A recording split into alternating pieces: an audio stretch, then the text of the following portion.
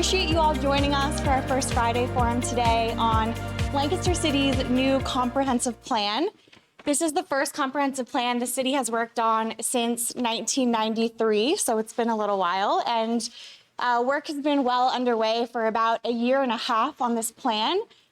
There's been a lot of public engagement, which we'll hear more about, and ultimately this plan will guide the city's growth and development for the next 20 years. Today I'm joined by Chris Delfs. Let me make sure I get your title right. The Director of Community Planning and Economic Development for the City of Lancaster, and also Douglas Smith, who is the Bureau Chief of Lancaster City Planning. And they're going to share more about what has come from the process so far and kind of what to expect moving forward with the city's comprehensive plan. After they talk, we will have time for questions from the audience. So all of you, and we also have a great group joining us virtually on the live stream. If you're joining us online and you have a question, just drop it in the chat and I will monitor those. So thank you all so much for being here. I'd also like to thank our First Friday Forum sponsors, Rogers & Associates, and the Ware Center and Millersville University for hosting us today. So thank you. I'll hand it over to our great presenters, and thank you guys so much for being here. Appreciate it. Thanks, Anne. Thank you. Good morning and now good afternoon to everyone. I really appreciate all of your attendance at the event here today. We're very excited to talk about the progress of the comprehensive plan, where we are in the process. As Diana mentioned, we're about 18 months into what I often refer to as a mega project. It has been a very rewarding experience so far, working with various members of our community and stakeholders and other partners. We have a lot of content today. I said to Diana earlier, I hope we have a right size the content, and we'll leave time for questions and answers as best we can. So let's get rolling. Just wanted to give you a sense of the agenda for our presentation today. We'll be speaking for a few moments about what a comprehensive plan is and why it's important. Also, we'll be providing quite a bit of information about the community engagement that we have done and some of the innovative techniques that we've used and the outcomes from that community engagement. In addition, we'll be sharing some highlights with respect to the existing conditions report. We've done a lot of data and trend analysis for the comprehensive plan. The title of that report is Lancaster Today. It is actually on the project website now if you'd like to go and dive into any more of that data. We're very early in the actual policy development within the comprehensive plan. We started drafting some of that narrative language and those maps. And we don't have a ton of detail to share about the policy just yet, but we do want to share some of the big policy directions and major themes that we're expecting to emerge really over the next several months.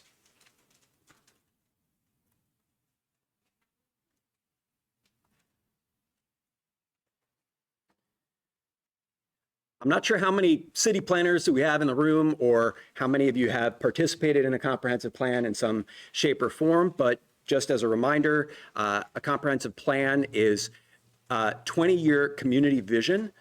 It is a policy document, and as I mentioned before, it's primarily a narrative policy. We also have policy in map form, and the comprehensive plan, while its title is comprehensive and we're looking at a range of different subjects, ultimately we're trying to determine ways that the physical growth and change of the city can achieve those big goals that we set for our community. As I noted here in the slide, establishing those key values and those underlying priorities and goals up front with the community is extremely important, and that's why we have spent a lot of time on that. At its heart, a comprehensive plan is truly a land use document, and it lays the foundation for the zoning code in particular, but also in addition to zoning, one of the other major implementation tools for a comprehensive plan is the capital improvement plan. And so what physical improvements in the city will help realize the policies and the actions within the plan. It's also important to note that this is not intended just to be a roadmap or a to-do list for the city government. This is really intended for the suite of partners and community connections to help us achieve and implement what's in the plan.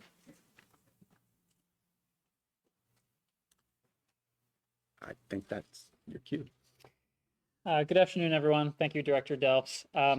I want to talk to you a little bit about some of the community engagement efforts that we worked on. And in part, this is really a description of policy change that has been taking place at City Hall and in our community already. And that is really emphasizing our engagement with neighborhoods and neighbors and giving them opportunities to be involved in decision-making processes at City Hall.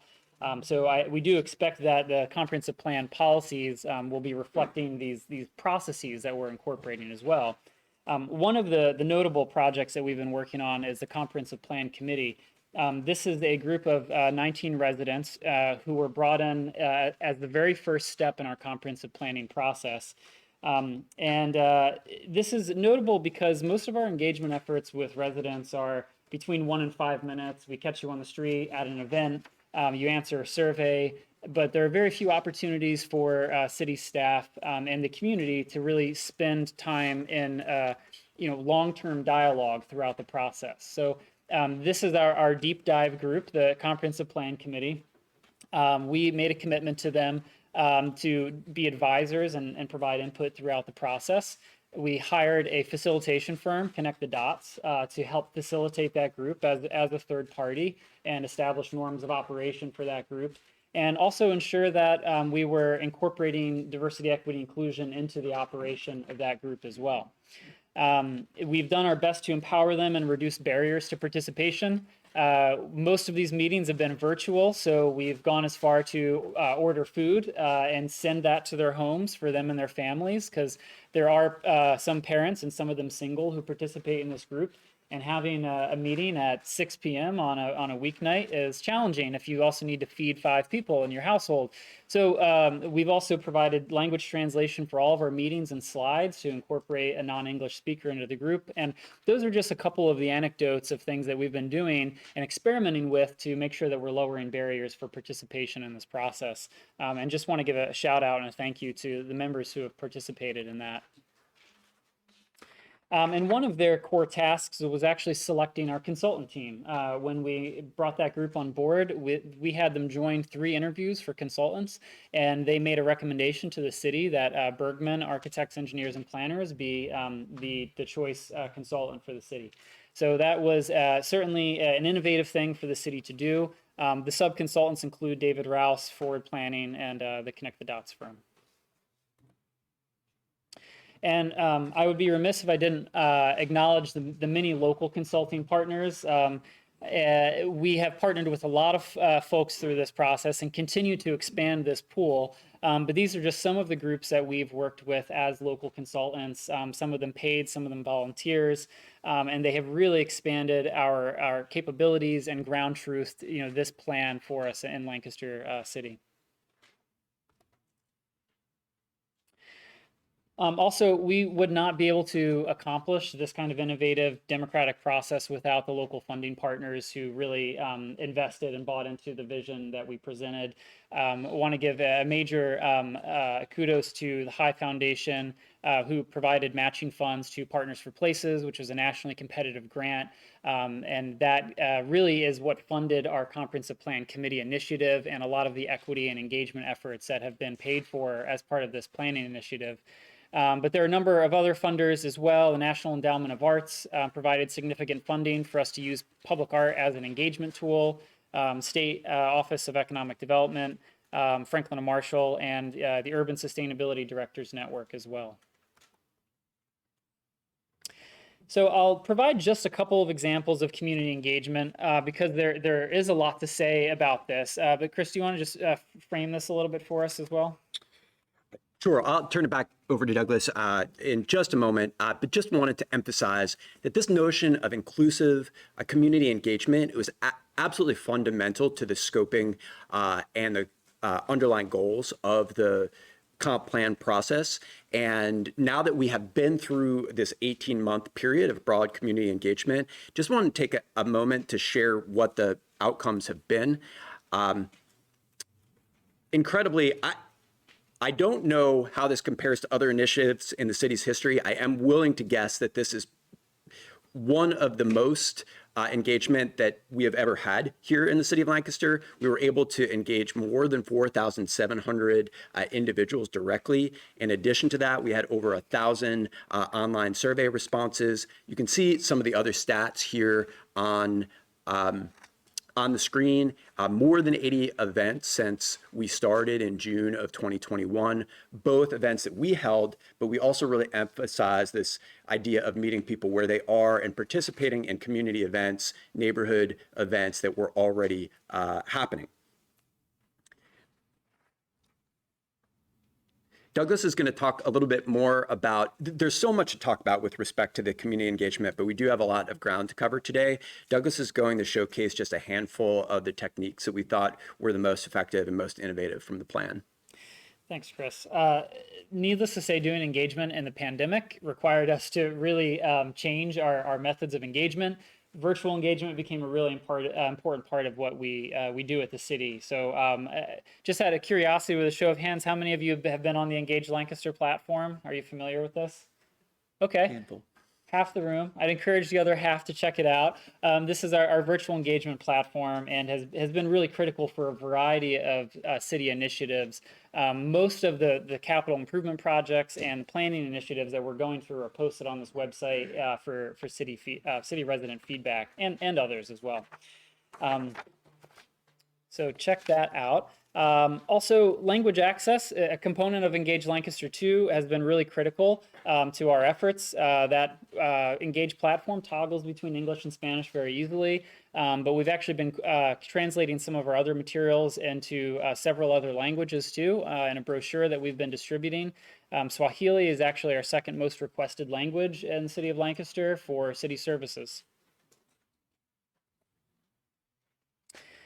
So just one example, we're really proud of this collaboration with Franklin and Marshall. This is a very innovative thing that I think we worked on. It's called the Deliberative Forum, or otherwise a mini public. And there are a few steps here. First, we selected a representative sample of residents from the city of Lancaster. We did that by mailing out about 700 letters to residents randomly, distributed across census tracts equally by population, and then ask them to respond with their interest and a demographic survey. Based on their demographic survey, we randomly selected the responses according to the demographics of that census tract. So trying to recruit residents who were representative racially, ethnically, age-wise, and educational attainment from each census tract.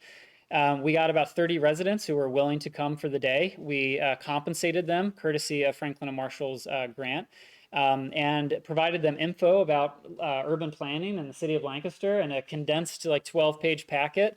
Tried to keep it accessible, and they had a week to study that. And then they showed up, and we had a group of local experts. They got to ask questions of these experts, and then they made deliberations on key development sites in the city of Lancaster. Places like the Northwest Triangle over by F&M and Franklin and Marshall and the rail yard. Also the county prison site that's on King Street. These are some of the key development sites we'll be grappling with in our planning for the comp plan too. So it was a really inspiring event, and we're proud of what we did there. And that report is also available on our project website if you're interested in reading more about it. I mentioned we worked with local partners. This is a unique collaboration between CASA, who is an advocacy group for new Americans and immigrants, Regional, who's a local nonprofit that does advocacy work around climate change and offers consulting services, and then language company Communication Essentials.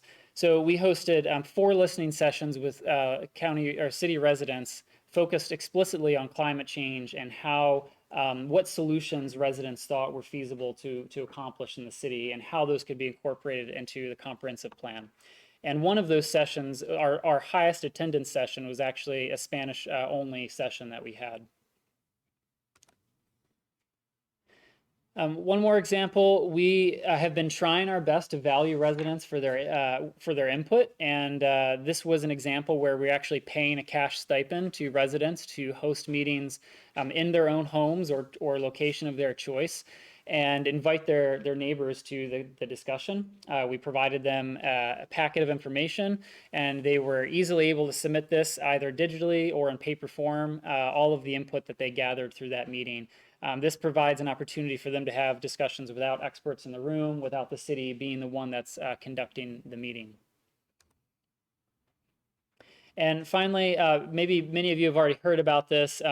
This was also an innovative program, one funded by the National Endowment of Arts, where we were using public art and a public process to create that art with the community and use that feedback and the art projects themselves as a way of getting feedback about people's vision for our community. So we had 5 artists who worked for about a year and a half on this project and did community visioning with residents and ultimately created a public work of art. You can learn more about this on the city's website, our city website /PACE. Really exciting, and we have some more materials coming out about that, but just that project alone engaged 1,000 people. And so finally, some highlights, and we'll get into some more of the data in a moment here, but these are some of the tidbits that we've been hearing from residents. The most common themes from the question of what do you love about Lancaster City were these 4: our mix of small businesses, the diversity of our community, its walkability and accessibility, and also availability to parks, green spaces, and historic character. So these are things we're really trying to take to heart as we draft the policies for our future Lancaster. Some quotes from folks are on the screen here as well. I'll just read one of them. I love the diversity in ages and cultures, walkable restaurants, small business shopping, the arts, theater, and Central Market. So certainly we get a lot of that in this particular location at the Ware Center. We also asked a lot of people, what do you want to improve about Lancaster City? And these were the 4 that rose to the top, and we plan to reflect in the comprehensive plan. Affordable and quality housing is no surprise to any of us, I'm sure, but it remains a major issue for residents in our community. Streets that are safer for all users. There's been a number of unfortunate headlines about pedestrian crashes recently and bike crashes. Access to services for all individuals, and that's a variety of social services, really. And then 4th is our infrastructure. It's clean water, broadband, internet, et cetera, publicly accessible infrastructure. I'll hand it over to Chris to start talking about some of the data. Thank you, Douglas. I think one way to think about this wave of input that we have gotten over this period of time is there's sort of 2 big streams. We've got the really the on-the-ground knowledge from the residents that we've been trying to glean through our community engagement. In addition to that, we've been working with our sub-consultants and our partners on a host of different data analysis to really understand from a more technical perspective what is happening in the city and where might we be going. As I mentioned earlier, the Lancaster Today report, our existing conditions report, is online. We just pulled out a few pieces of the report that we wanted to share with you. First is regarding the demographic changes in the city. Understanding where we want to go or what policies we put in place over the next 20 years really depends on what is happening in part with our population. As you see here, we are projecting that there will be modest growth in the city over the next 5 years and then beyond as well. So perhaps we're looking at a population of 62,500 about in 2026. There are a lot of things that we could say about the demographics of the city. One component that we wanted to call out here was the notion of age and the age of the population here within the city of Lancaster. You'll see from the table here that there's an increase in percentage change for a number of these age groups, but where you see the percentage change highest is at age 65 and older, which is perhaps not a surprise based on many things that we've read in the news about the attraction of Lancaster City to the retirement community, et cetera. The next slide here looks at age from a different standpoint. So we are seeing the age groups over 65 increase, but if you actually look at the portion of the populations here, the distribution, you can see that Lancaster, the highest portion is really at age 15 to 24 and 25 to 34. That's represented by the yellow bars at 17% respectively. You can see that it's compared to that portion of the population in Lancaster County and the state of Pennsylvania as well.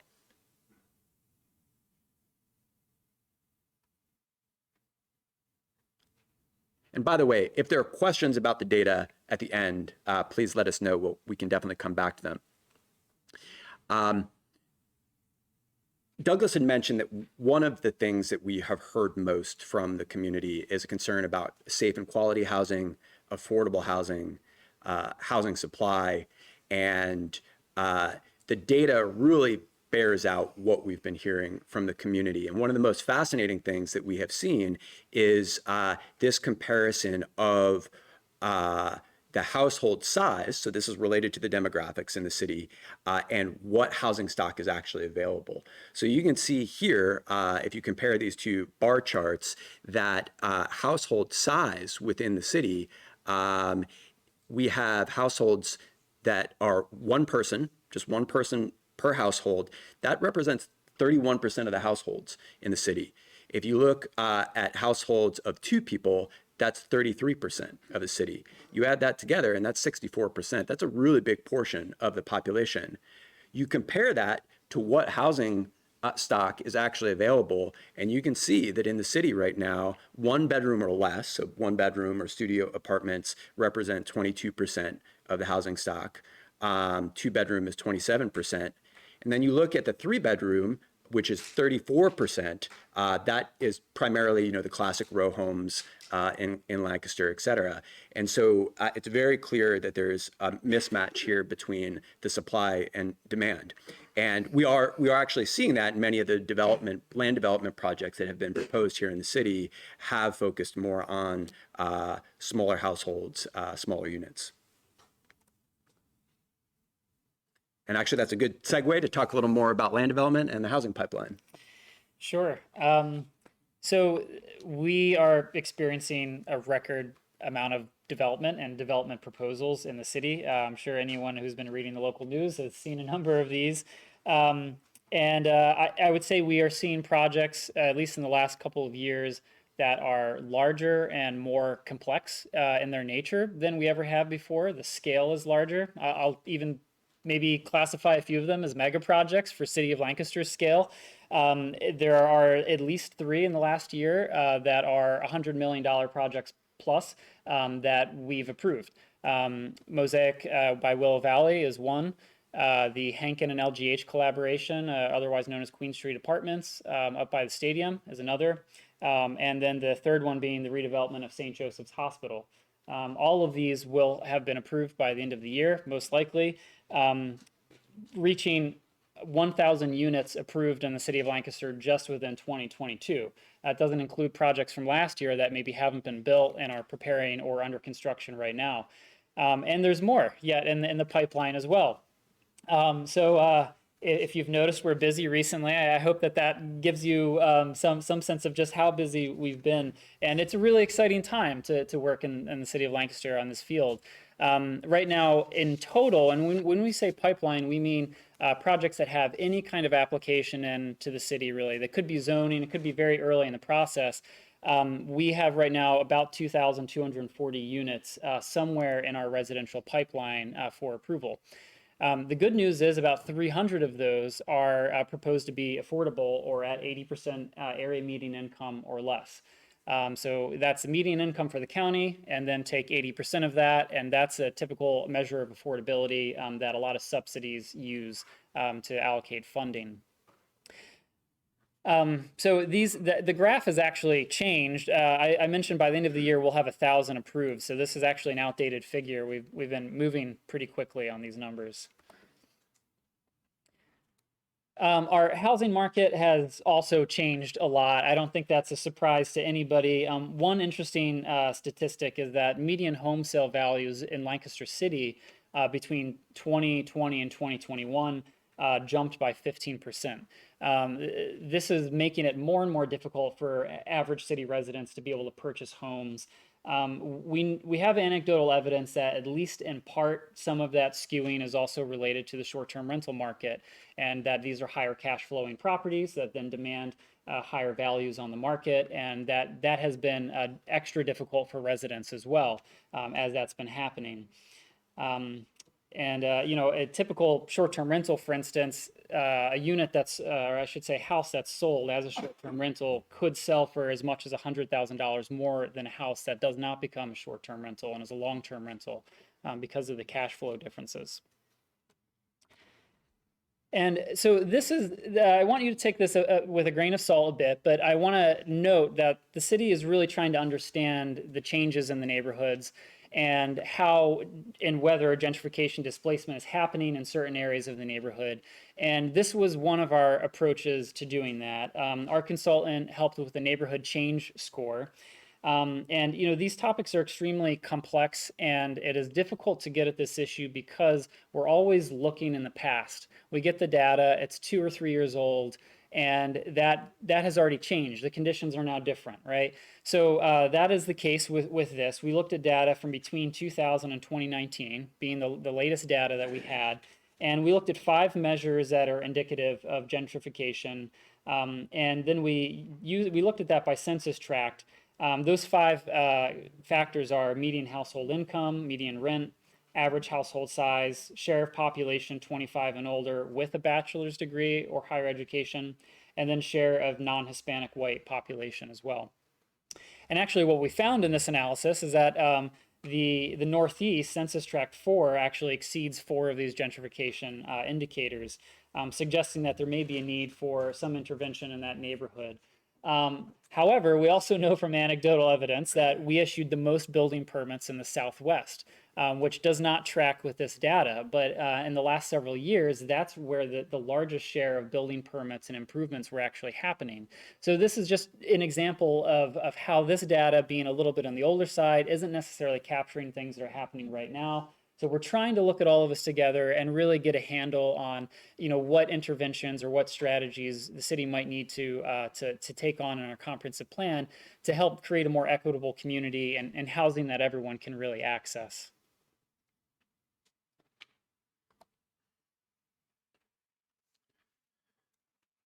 Okay, now we get to the really fun part. What happens when we add all this together?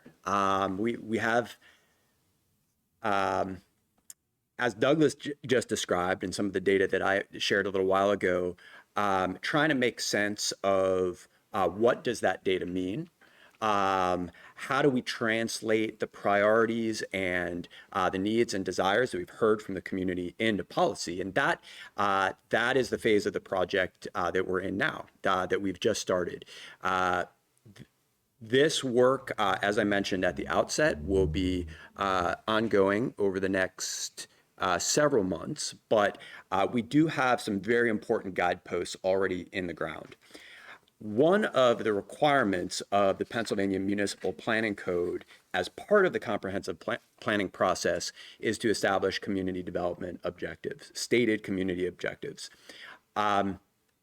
We formulated these community development objectives at the end of our community engagement process. So these have come directly from the work that we have done with the community. As you can see here on the screen, we have 10 topics, and we see these as the overarching objectives for the community. Hopefully, I don't know if we had enough, but we have a handout that had maybe circulated. Oh, sorry, coming your way. Unfortunately, we couldn't fit all of the content on the slide to explain each of these topics, but you'll be able to see the community development objective statement for each of these topics on the handout.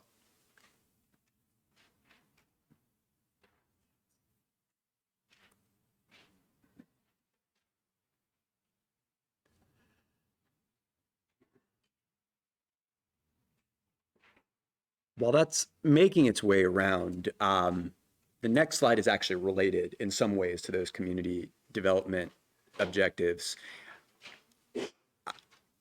This may not sound that tricky, but one of the most difficult parts of a comprehensive plan is figuring out how to organize all of this content in a way that is both inspirational, but also accessible and is usable in the end. How are we going to apply these policies that we write? Many of these topics that we are dealing with are multifaceted, they're multidisciplinary, they're interconnected in some way. And so figuring out how all of this fits together is one of the biggest challenges I've found as a planner, and having worked on a few comprehensive plans in the past. Where we're headed thus far is we're putting together a framework of planning systems for all of this policy content. We haven't determined the language with specificity, or finality, I should say, but it will likely look something like this. A planning system related to neighborhood living, neighborhood issues, economic growth and opportunity, connectivity and accessibility, natural or green systems, and community resources.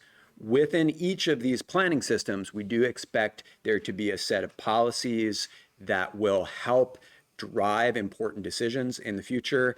In some cases, there may be specific actions that we are recommending that the community take, city government or other players as well.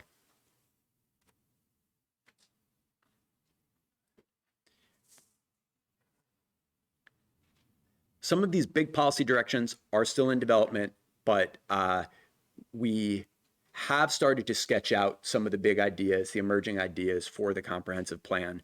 The first one here that I want to note is perhaps the one that I am most excited about, and this is really emphasizing the notion of the Conestoga River as a hidden asset.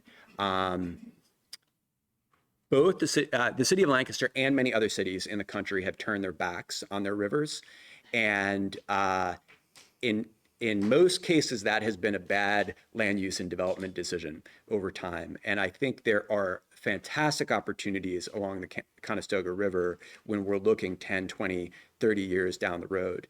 I'm really seeing the Conestoga River and the riverfront as an economic and community identity. So that many of the policies could focus on recreation, environmental tourism, water quality, and community health, and really have that those components comprise that economic and cultural identity. In addition to that, when we're thinking about some of the classic ideas within a comprehensive plan, it's really where our core commercial nodes that haven't been developed yet. Where are those gateways? Where are those key areas? We note a couple here that we have a gateway on the northern side of the city that is far underutilized and undervalued, which is the transit-oriented development area around the train station. And then if you look to the south side of the city, there's a lot of potential and interest around the development of the Ingleside area. Related to those two areas, if we think about where do we want to see infill and better integration, tying the fabric of the city back together. There are a number of those spots in the city that we'll focus on in the comprehensive plan. Just want to note a couple of those here. The Northwest Gateway area, which has seen some development, but I think has a lot more potential. And then, of course, the county prison site, the current county prison site, thinking about the planning and the development once the prison moves to the new location.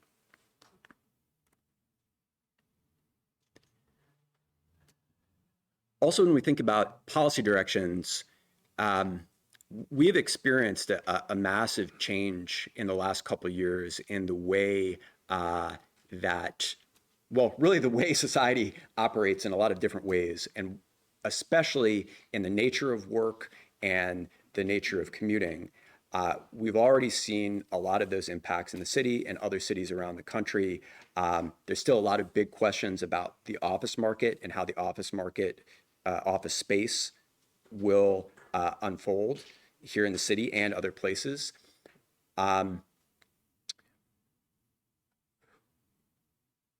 What I'd like to communicate here is that the city, I think, is really well positioned for some of these changes that have happened. We're a small city with a high quality of life. We have close proximity to regional centers. You already see a different type of remote working that is at play here in the city. And we want to make sure that we're really leaning into those strengths and making sure that we're retaining our residents, retaining talent, and that we're also attracting new residents and new talent to the area. In addition to that, expanding transportation options and access will be an important theme in the comprehensive plan, maybe reimagining some other options for mass transit, while also really remaining faithful to some of those classic design attributes of a walkable environment. If you're not designing for a walkable environment, you see this across the city, across the country. You're not going to achieve the goals that you want from a development standpoint. Last but not least, this one is probably the most difficult to contend with and the most difficult to explain in some ways. The comprehensive plan is not a panacea. It is not a silver bullet, but we take this charge very seriously, and we want to do the best we can to rise to the occasion, to address some of the really complex, evolving challenges within the city, including climate change, mental and physical health following the global pandemic, racism and inequity. A lot of that is baked into the physical environment of our city. Redlining, of course, is one of the most notable and famous examples, but there are others.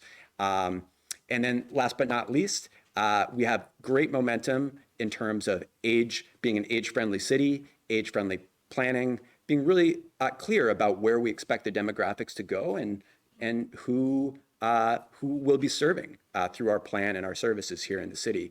So there's a lot of really interesting stuff that we're working through right now in terms of drafting the actual comp plan content, and definitely welcome whether we have time today or if you wish to contact me and Douglas in other ways, any ideas that you might have as we're working through the drafting process. Would really welcome any additional feedback. Okay, we actually did okay on time. We're going to wrap up here. Just want to talk about next steps really briefly. I think we just hit 40 minutes. Quick recap. We have completed an engagement report that summarizes the work that we have done for the last 18 months. We've mentioned the existing conditions report a few times, the community development objectives, which can be found in the engagement report. We have the one pager here, but they're also located in the end of the engagement report. Other key deliverables that are pending: the future land use map is one of the most important components of the comprehensive plan. We'll be continuing to work on the narrative policies, as I mentioned. We expect there to be other supporting maps for the future land use map as well. One that I didn't note, but that is very important, is that the Building on Strength Economic Development Plan has identified key nodes and corridors within that plan. Lancaster City Alliance and partners are in the process of recalibrating that plan, so we want to make sure that we're aligning that update with the comprehensive plan as well.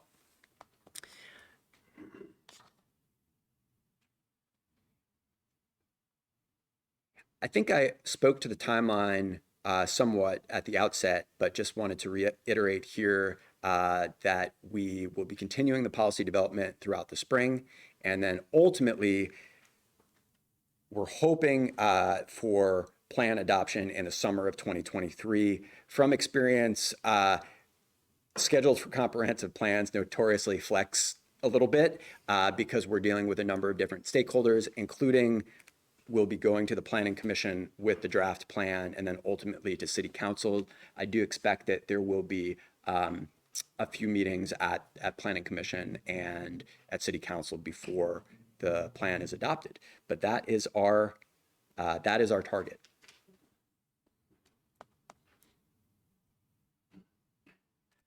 Douglas, did you have any final words to wrap us up?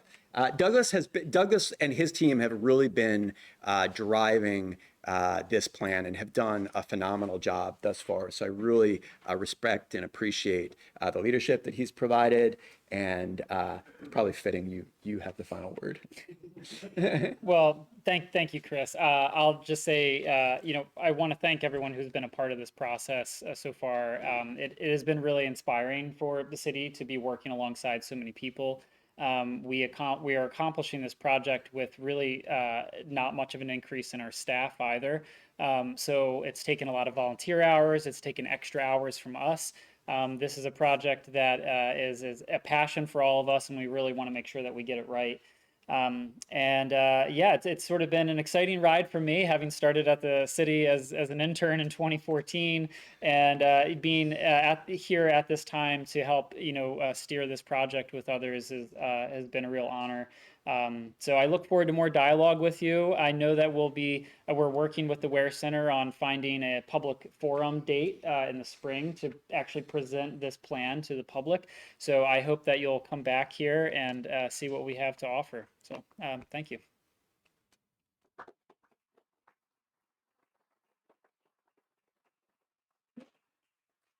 About 15 minutes, we can take questions from the audience. I'm going to have you hold this mic when you ask a question. You'll feel silly because you won't hear anything in the room, but this just helps people on the live stream to hear what we're talking about. So any questions from the audience? We'll run over here. Okay, great. Let's start with John and we'll kick it back to Alice. Thank you, guys. First off, want to say it seems like really well done, really reached a lot of people in the city. So kudos to both of you. Mainly want to ask about housing affordability. You said we're assessing units kind of, 80% of median or area income, saying, what's affordable for that. Are there other ways you guys kind of assess or think about how to kind of measure what is affordable, what housing is affordable, essentially? Yeah, sure. Okay. That's a great question. And I would say in the 3 years that I have been here, I have spent the lion's share of my time on housing issues. I actually did not think that I'm a city planner by background, and housing is always a key topic. But I did not expect to be spending as much time as we have. I would start by saying that typically the field defines affordable housing as a household spending less than 30% of their gross income on housing costs. That metric is typically tied to the federal programs that set a affordable rate for a particular unit. One thing that I wanted to clarify that Douglas said, we have a city housing strategy, an interim housing strategy, where we have a target of any new units that 20% of those units are designated affordable. In most cases, we're talking about 60% or below of the AMI with new rental units. Most federal programs use 80% AMI for home ownership and 60% or sometimes 50% for rental units. So that's typically where the city is partnering with developers to provide federal subsidy for affordable housing units. It's usually those definitions of federal programs that drive that definition. Did that answer your question? Well, yeah, I guess I was just kind of wondering, do you think about it in other ways too? Like, I mean, there's this metric that's kind of standard, soon passed out my HUD, etc. But are there other ways you kind of assess affordability? Yes. So there's a really interesting body of work nationally that's been going on maybe for 10 years, where it's a combination of housing and transportation costs. And if I don't have the data here today, but I do know from reading that data that if you look at the cities, and including Lancaster City, if you include housing and transportation costs, we're actually we're more affordable than many of the options outside of the city. So I think that is, to your point, we should be thinking about it beyond just the HUD definition. More holistically. Yeah. Yes. Yeah. Yes. Thank you. Sure. Great, thanks for your question. I'll start with Alice. Great. Thanks, Douglas and Chris. That was great. I know all the work that you put into this and how you summarized it in this short period of time is amazing. So thank you all for that. Wondered, one piece I didn't hear much of is around as you're looking at developing the comprehensive plan for the city and knowing that the county comprehensive plan has been out now for a year and a half to 2 years. How do you connect with knowing what the county plan is and what you're looking at doing from a city standpoint? Sure. Yeah, great question, Alice. Thank you. So when we started this process, we actually we originally organized our advisory committees, and we have we had 5 of them with about 125 people that participated. I know some people in this room were a part of those meetings. Those were originally organized around the 5 big ideas in the county plan. As time progressed, we ended up bringing that whole group together around more specific topics like housing, transportation, so we could dive into some specific policy. But even from the very origins of this project, we've been doing our best to align with some of the philosophy in the county's plan. Certainly, they will have an opportunity to review. Many of their planners have been involved in the process so far.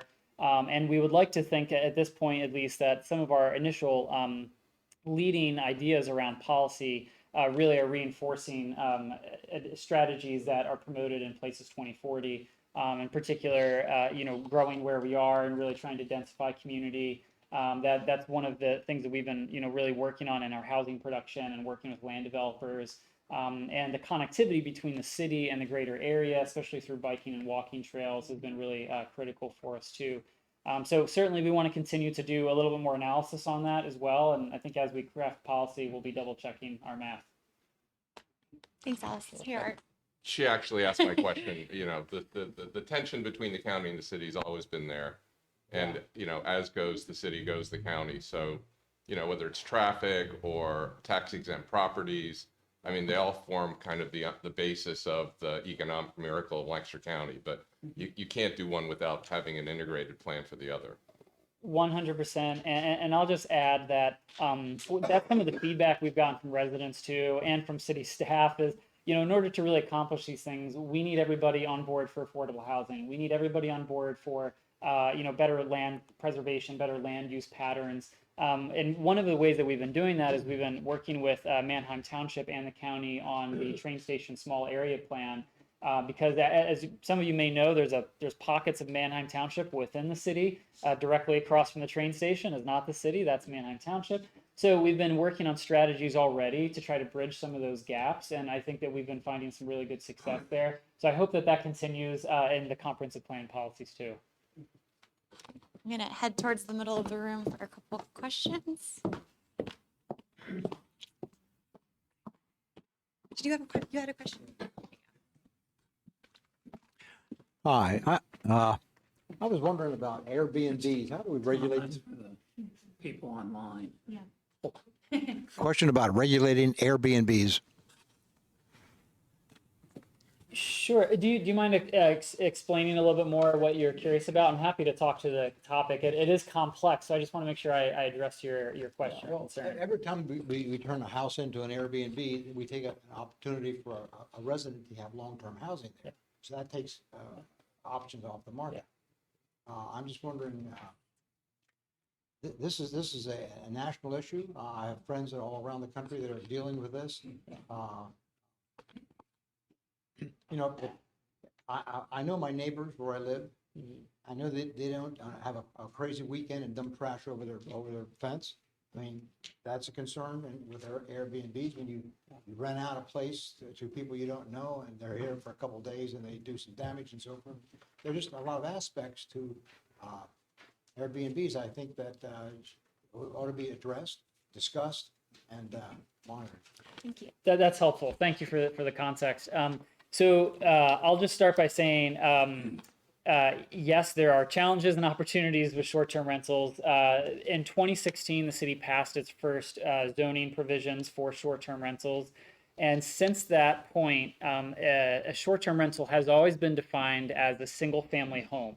So we don't allow apartment buildings, for instance, to flip into basically mini motels and rent on Airbnb. That has been our longstanding policy for us. Earlier this year, the Planning Commission and City Council did take action to no longer provide by right short-term rentals in most of the residential neighborhoods in the city.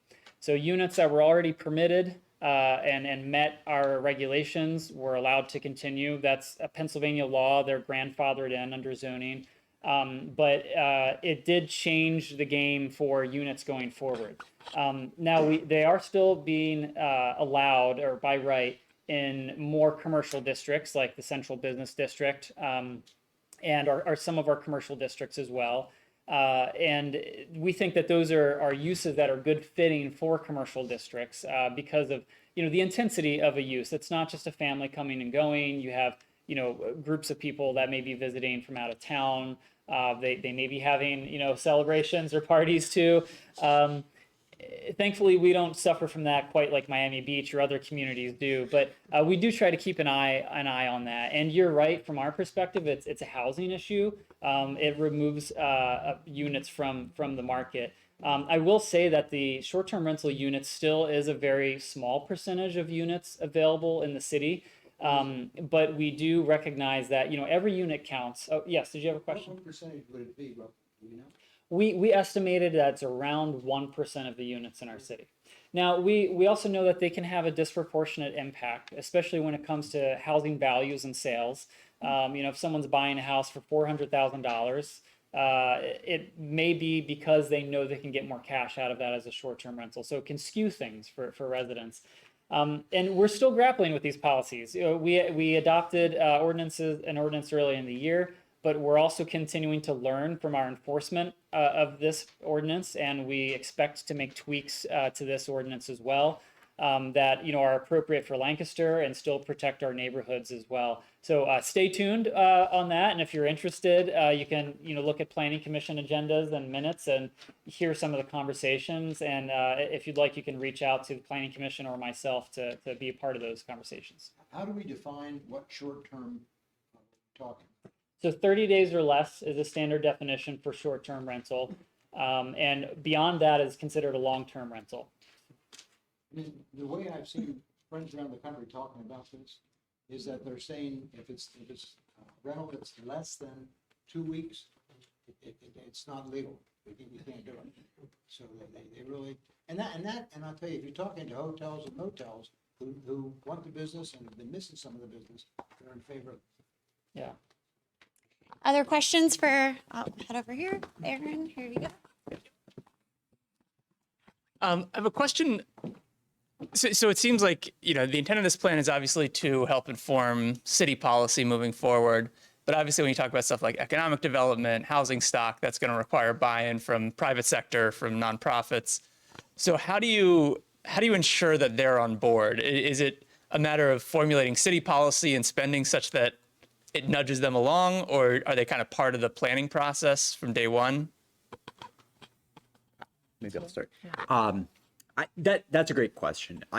We really did want to emphasize that the community engagement was starting with our residents at the grassroots, but there have been a lot of different aspects of the engagement, and we have been engaging with a variety of organizational stakeholders as well. You make a great point that housing market, job market, they are regional. And so we do have to do our best to coordinate with the county comprehensive plan, et cetera. ultimately, I think where the rubber meets the road is that these policies in the comprehensive plan, many of the land use policies will be enshrined through the zoning, which would allow particularly really determined questions around density and that type of thing. I would hazard to say that the city, while we have land development challenges with constrained sites, I do think that our land development policies right now are fairly progressive or liberal in terms of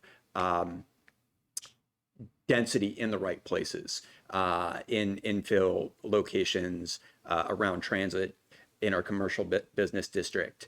So I think there's two parts to your question: is making sure that we're engaging with those organizational stakeholders, but then ultimately, how does it play out in implementation? What does that look like in land use density and the buildings that result from that?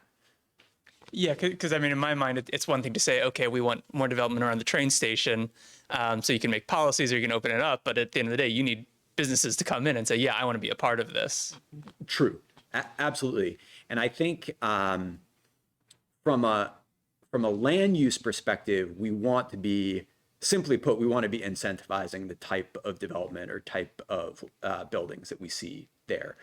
There are other aspects of this conversation in terms of like, how can we be development and business friendly?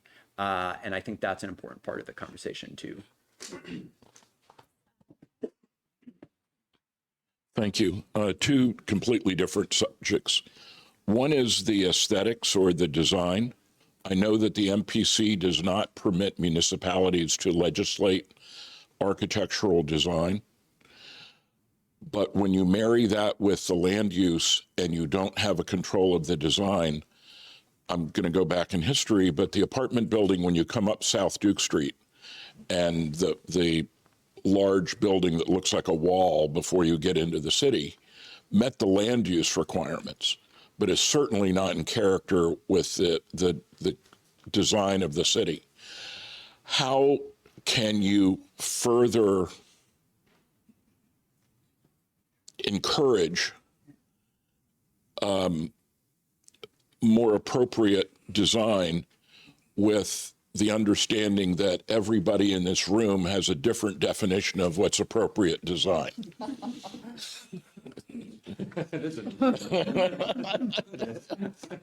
want to take a step? I have another question if you want to pass on that.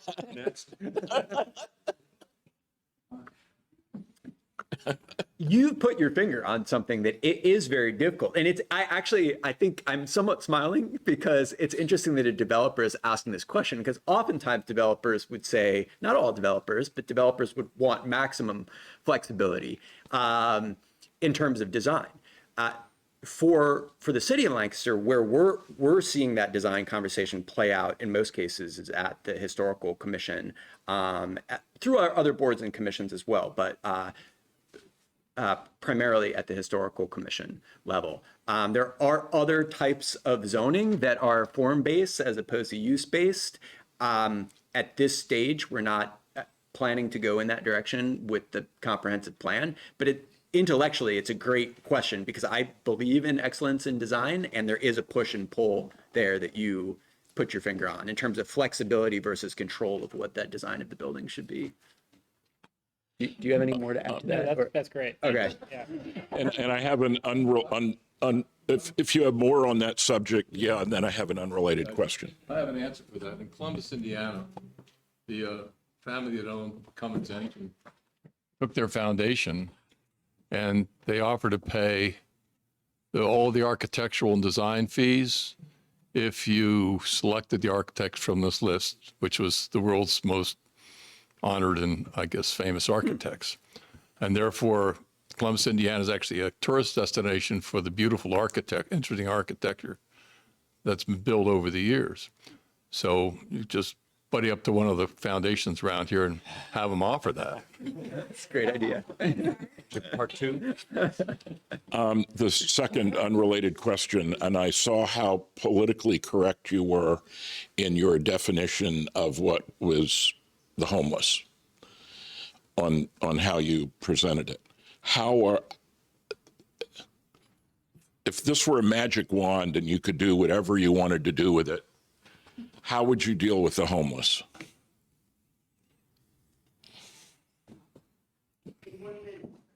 Yeah. Thank you. And I'm not allowed to ask any more questions. There is a concept or a value of housing first.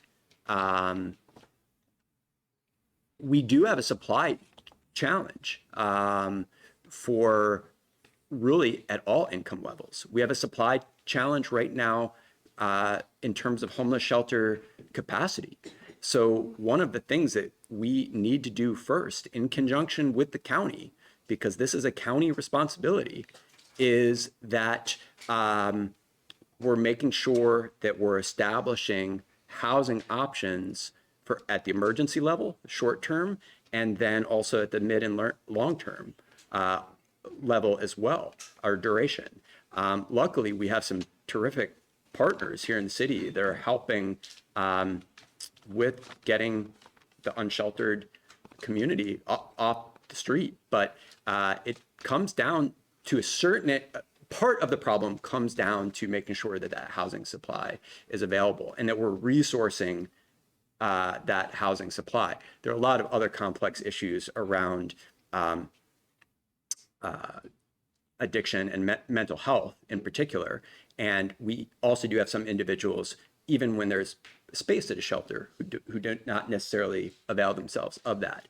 But at its heart, it is supply and it's resource, I believe. In time to the comprehensive plan. Yes. Right now, most of those resources are in the city limits. And when the police officer in Warwick Township puts the homeless family in his cruiser and brings them to the Water Street Rescue Mission, the next day, they're the responsibility of the city and the city school district. And they have washed their hands of both the financial responsibility and the social responsibility. I hear you. I think it's a significant problem. It comes back to, I've heard a lot of comments focus on this idea of regional coordination, and that, without that functioning, it's very hard. It's very hard to deal with that type of phenomenon. Well, it looks like we're at our time today, so we'll have to solve the county's homeless problem with another forum. Great questions, everyone. Thank you so much, Chris and Douglas, for being with us. Give them a round of applause. Not only do we make them talk for 45 minutes, then we grill them afterwards, and they did a great job with that. A recording of today's forum will be available on our YouTube channel and website sometime next week. So feel free to share that with people who aren't in the room who would benefit from this conversation. And we will be back for our next First Friday Forum here at the Ware Center on January 6th. That will be with the Lancaster County Commissioners. So we can switch this over to a countywide conversation at our next forum, and I hope you all can join us. See you then. Have a great weekend.